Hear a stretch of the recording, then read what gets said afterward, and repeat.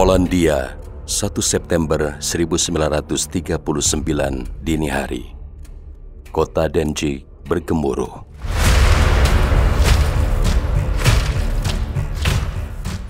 Jutaan tentara Jerman berarak dengan 2.000 tank, 900 pesawat pengebom, dan 400 pesawat tempur.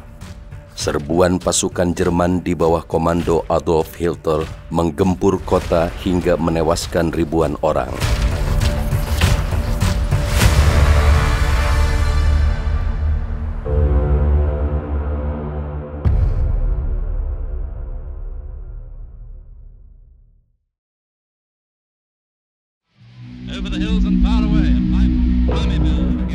Genderang Perang Dunia Kedua pun bergemuruh.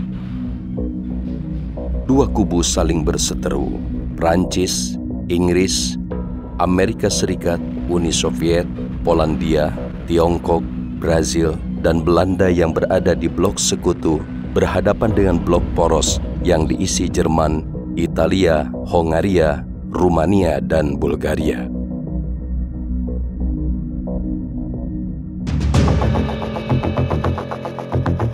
Jepang yang berada di blok poros sangat agresif melawan sekutu.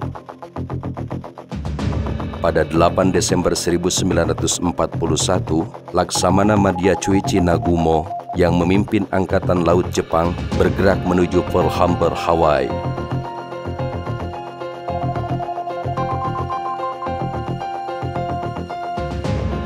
Jepang meluluh lantahkan Angkatan Laut Amerika Serikat di kawasan Pasifik itu.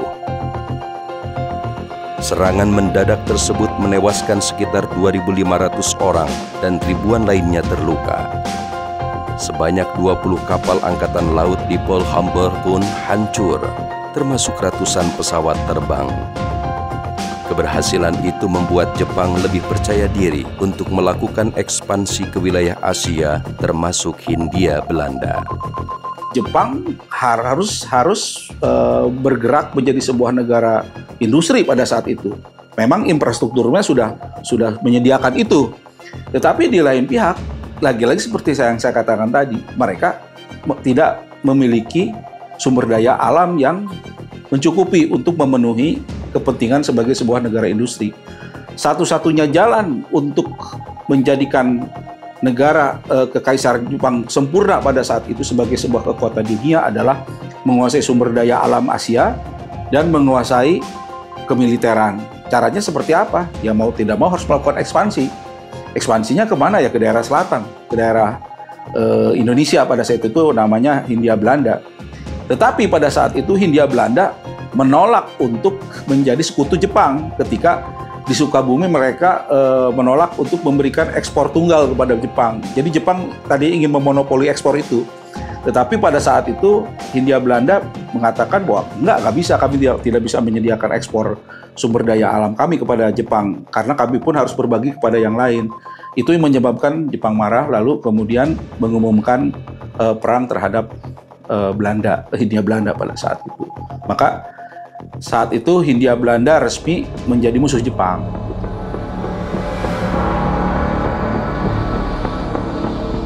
Ambisi Jepang yang ingin membangun kekuatan Asia Timur Raya tidak terbendung. Mereka bergerak ke Hindia Belanda untuk menguasai bahan-bahan industri dan kepentingan perang, seperti minyak bumi, timah, dan aluminium. Pada Januari 1942, Jepang mendarat di Hindia Belanda melalui Ambon dan menguasai seluruh Maluku. Jepang terus melancarkan serangan ke kota-kota lain seperti Balikpapan, Tarakan, dan Makassar. Palembang, kota di Sumatera Selatan yang juga memiliki sumber minyak bumi berlimpah pun tak luput dari serangan Jepang. Kurang dari 3 bulan sejak kedatangannya di Ambon, pada 1 Maret 1942, pasukan Jepang mendarat di Pulau Jawa yang menjadi pusat pemerintahan Hindia Belanda. Pendaratan itu dilaksanakan di 3 tempat, yakni di Banten, di Eretan Wetan Indramayu, dan di sekitar Bojonegoro.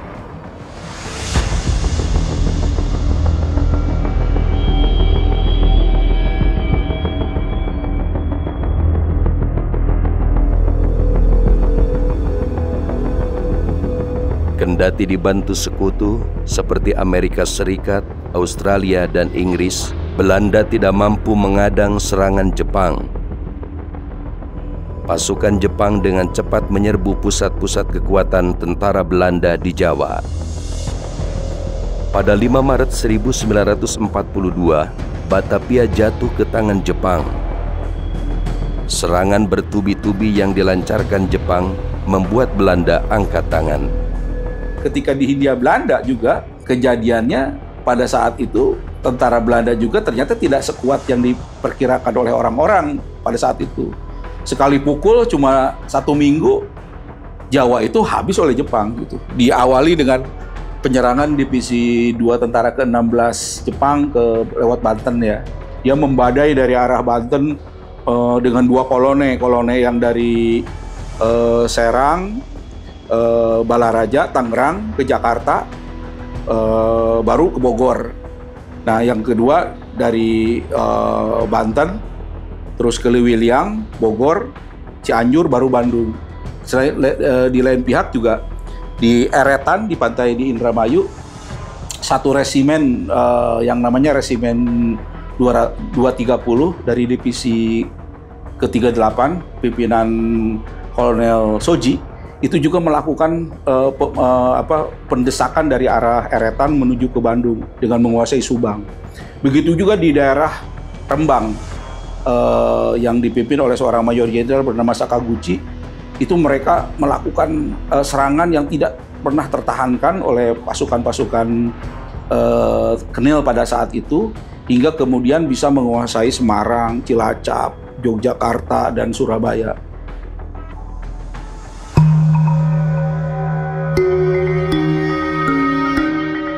Setelah bertahun-tahun menguasai tanah Nusantara, pasukan Belanda harus angkat kaki dari bumi pertiwi. Belanda menyerah kepada Jepang. Pada 8 Maret 1942, Jenderal Terpoorten atas nama Komandan Pasukan Belanda menandatangani penyerahan tidak bersyarat kepada Jepang yang diwakili Jenderal Imamura. Penandatanganan itu dilaksanakan di Kalijati, Subang, yang dikenal dengan sebutan Kapitulasi Kalijati.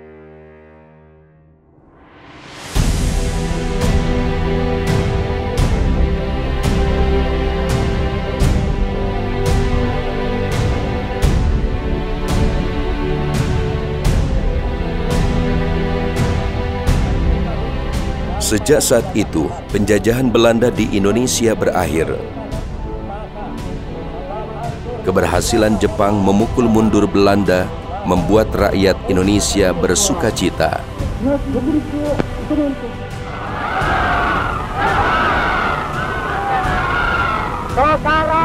Kemenangan itu disambut dengan euforia, apalagi Jepang dipandang sebagai saudara tua yang membebaskan bangsa Indonesia dari belenggu penjajahan Belanda.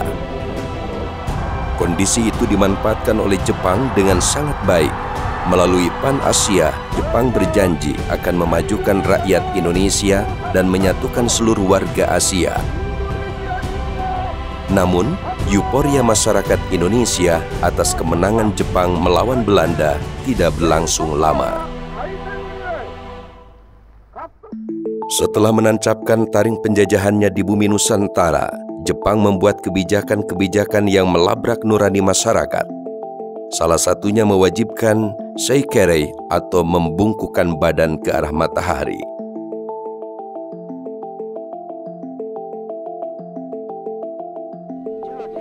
Masyarakat Indonesia yang mayoritas Muslim menolak perintah tersebut. Keharusan melakukan seikere dan kebijakan-kebijakan Jepang yang mencekik seperti kewajiban ikut Romusa dan kontrol ekonomi yang sangat ketat mendorong rakyat Indonesia untuk melakukan perlawanan.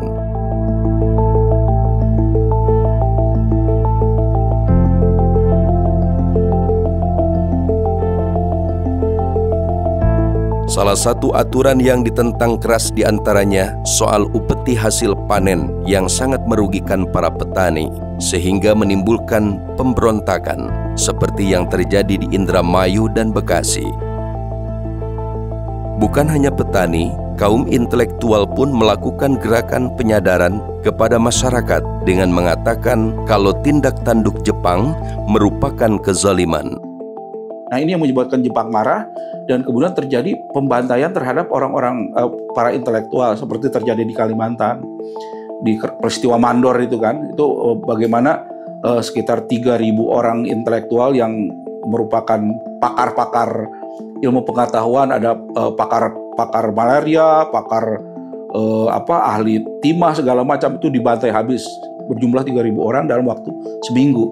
Jadi diperkirakan di Kalimantan itu 21.000 orang meninggal karena dibantai oleh Jepang.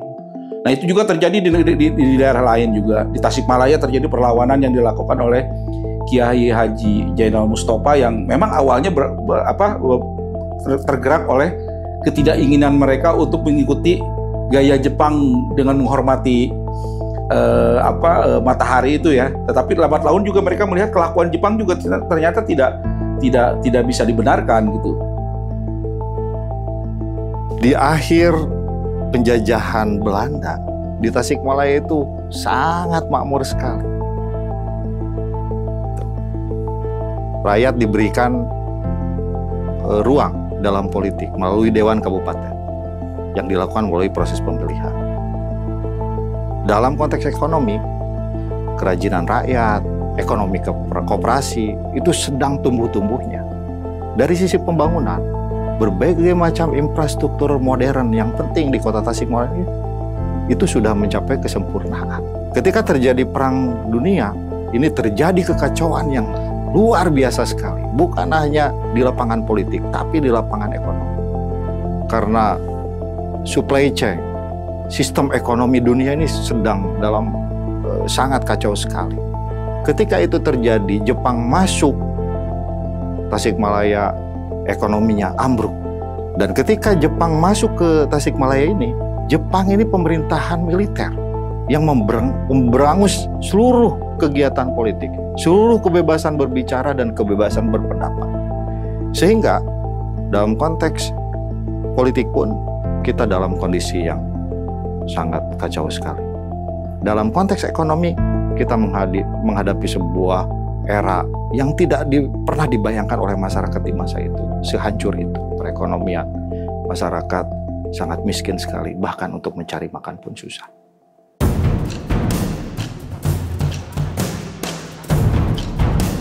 Jepang yang datang dengan agenda Nipponisasi melakukan propaganda tentang kepedulian mereka untuk memerdekakan bangsa Indonesia dari penjajahan Belanda. Namun, di balik semua itu ada tujuan picik yang ingin menguasai sendi-sendi politik, ekonomi, dan budaya bangsa terjajah dengan menerapkan sistem serta budaya Jepang.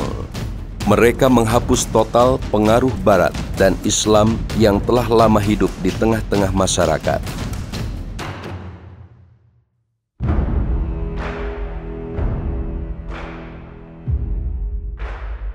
Nipponisasi diawali dengan mengenalkan bahasa, tradisi, dan budaya Jepang dalam sistem pemerintahan, mengubah kalender Masehi dan Hijriah dengan tradisi mereka hingga menjejalkan ajaran Shintoisme kepada penduduk pribumi. Untuk melancarkan misinya itu, Jepang menggelar program latihan bergaya militer yang mengikut sertakan berbagai lapisan masyarakat, mulai pegawai pemerintahan, guru sekolah, para pemuda, pengurus masjid, hingga para tokoh agama. Mereka digembleng selama 30 hari yang dikonsentrasikan di pusat-pusat pelatihan dan dilarang melakukan kontak dengan pihak luar. Yang di dalam pelatihan itu, mereka dicuci otak, didoktrin dengan berbagai pemikiran Nipponisasi. Di antaranya soal Shintoisme, supaya masyarakat menerima Shintoisme. Yang keduanya, supaya mereka terbiasa untuk melakukan ritual sekre, menyembah matahari atau menyembah Kaisar Jepang yang berada di utara Indonesia. Sehingga setiap kegiatan resmi, setelah sukses agenda latihan itu, itu diawali dan diakhiri dengan upacara ritual sekre itu.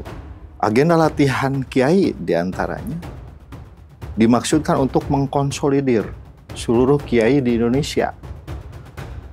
Kenapa mereka menyentuh kalangan kiai? Pemerintah militer Jepang sadar tanpa dukungan umat Islam, mereka tidak akan sukses untuk menduduki sepenuhnya. Karena mereka sangat butuh untuk apa? Memenangkan perang Pasifik di masa itu.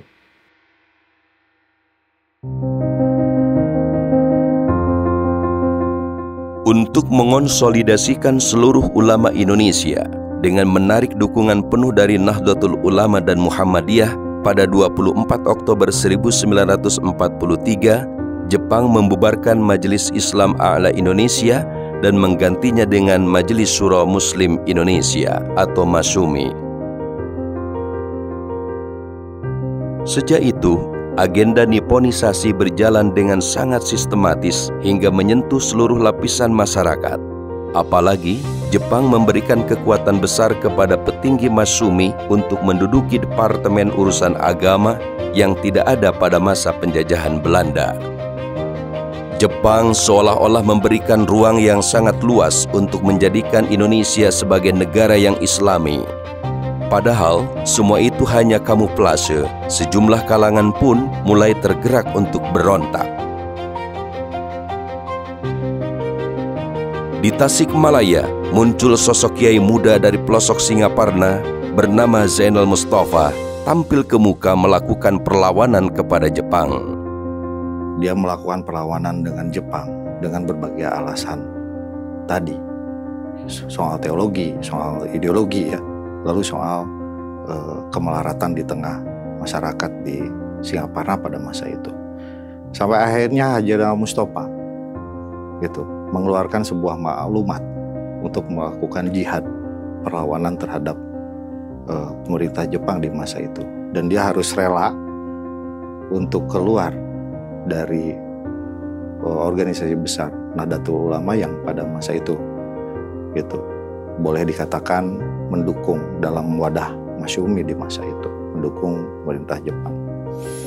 Perlawanan terjadi sangat heroik dan melibatkan jejaring ulama yang lain di sekitar Tasikmalaya, tidak hanya orang Singaparna di masa itu, termasuk santri-santri. Nah, perlawanan itu gitu ya, itu kan diantaranya menolak untuk menyerahkan hasil panen kepada Jepang, lalu menolak seremoni sekre yang diwajibkan oleh pemerintah Jepang, dan menolak intinya pendudukan Jepang di Tasikmalaya. Yang dimaksud itu perlawanan fisiknya itu sangat singkat. Pertempuran Sukamana itu hanya 90 menit. Tetapi kalau prolognya cukup panjang. Itu sejak bulan Agustus ya, 1943. Ketika ada pertemuan di Singaparna, kemudian Kiai Zainal Mustafa menolak untuk sekre, ada pemanggilan, terus ada prakondisi. Kemudian beliau memutuskan untuk berkhalwat selama 40 hari dengan tidak menggauli istrinya begitu, dan memutuskan lalu ada peristiwa yang sebab akibat ya, yang kemudian terjadilah perlawanan yang menurut satu versi pada hari Jumat 18 Februari 1944, menurut versi lain hari Jumat 25 Februari 1944.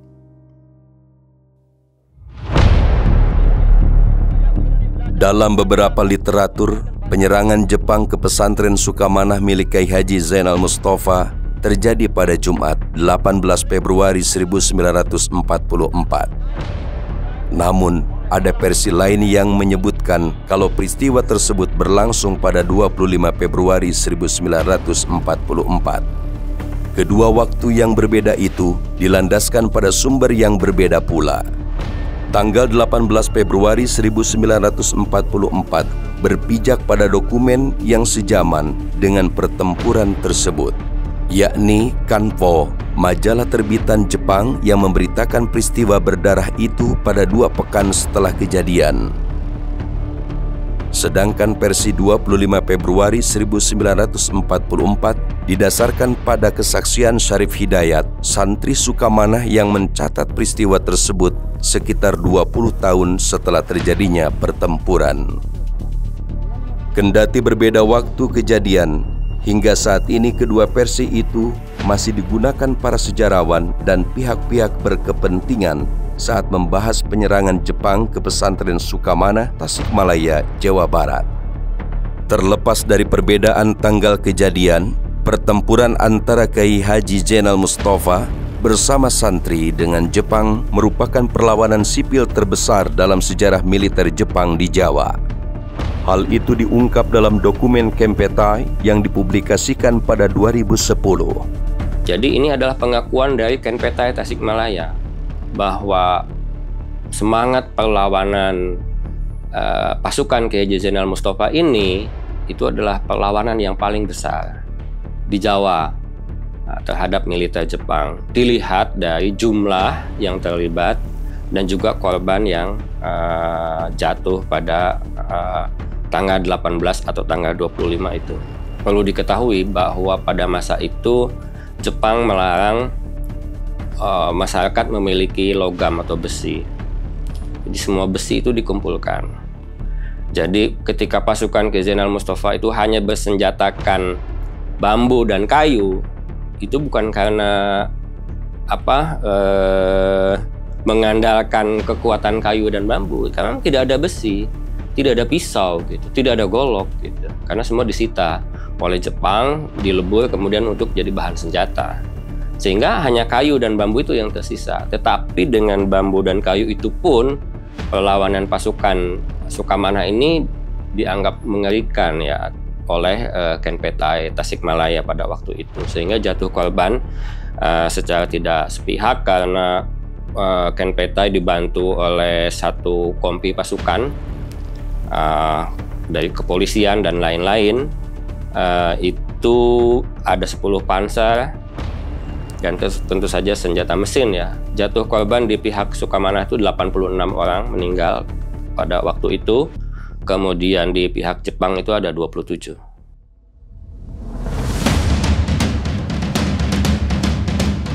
Selain menggunakan peralatan berbahan kayu dan bambu, pasukan Kyai Haji Zainal Mustafa pun kalah jumlah. Sedangkan di pihak Jepang didukung banyak tentara dengan peralatan perang yang memadai plus bantuan polisi pribumi. Kendati begitu, Sukamanah tidak mudah ditaklukkan. Pertempuran yang tidak seimbang itu berlangsung sekitar 90 menit, dimulai setelah salat Jumat hingga berakhir petang saat turun hujan lebat. Sebanyak 86 santri Sukamanah gugur dan 27 pasukan Jepang meninggal dunia di lokasi. Setelah situasi mereda, pada pukul 9 pagi, tentara Jepang kembali datang untuk mengambil para prajurit dan perwira yang menjadi korban. Sedangkan para santri Sukamanah melakukan pemakaman massal para syuhada saat langit masih dipayungi temaram subuh.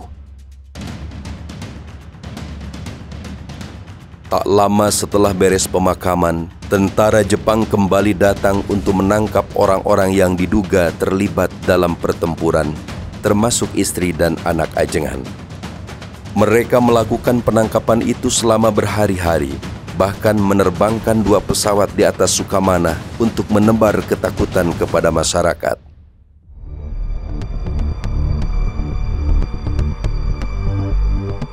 Selain menangkap ajengan dan membakar pesantren, pemerintah kolonial Jepang pun mencopot R.A.A. Wiradiputra dari jabatannya sebagai Bupati Tasikmalaya.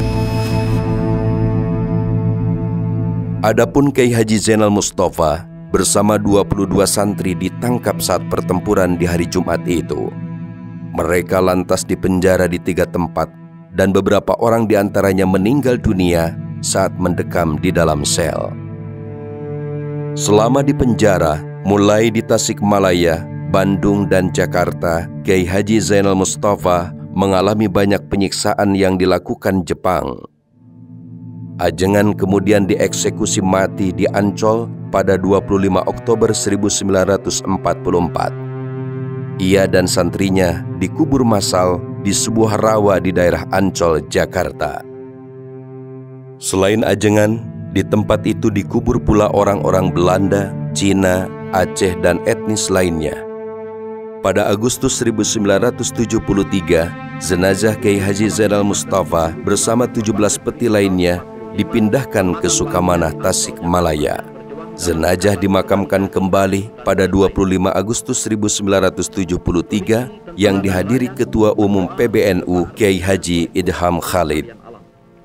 Jepang segera melakukan cooling down dengan mengumpulkan 1.500 ajengan sepriangan timur. Dibagi di dalam 5 pertemuan. Berarti satu pertemuan ada 300 kiai. Gitu. Untuk meredam supaya tidak mengikuti perlawanan seperti Sukamanah. Gitu. Dan itu berhasil.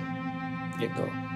Nah, tetapi jangan lupa, walaupun Cilenga, kemudian Cipasung, Cicarulang itu tidak ikut melawan, tetap mereka juga ditangkap.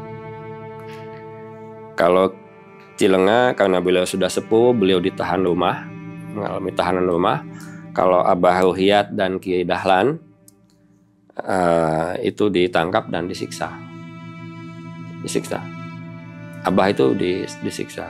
Resolusi jihad yang dikeluarkan oleh Kiai Haji Hasyim Asy'ari ketika menyuarakan perlawanan fisik terhadap agresi pemerintah kolonial Belanda itu terinspirasi dari resolusi jihad yang dikeluarkan oleh Kiai Haji Zainal Mustafa.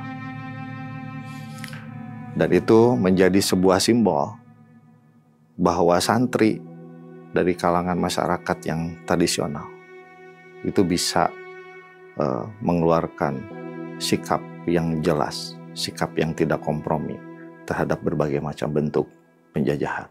Kaisar Hirohito ketika Hiroshima dan Nagasaki hancur, lebur dan dijatuhi oleh bom atom, mengumumkan kepada segenap prajurit Jepang untuk bertekuk lutut gitu. Jadi itu seolah-olah membenarkan apa yang ada dalam pikiran sebagian tentara Jepang yang saat itu berpikir bahwa jangan-jangan gua hanya diperalat oleh kaisar saja, oleh militer Jepang saja. Terjadi itu memang dengan pengumuman dari Kaisar Hirohito untuk para prajurit supaya menyerah dan tidak lagi melakukan perlawanan dan memelihara status quo di mana-mana sebelum tentara sekutu datang gitu. Memang Hiroshima dan Nagasaki di bom atom itu menyebabkan secara tidak langsung Indonesia merdeka gitu, seperti itu.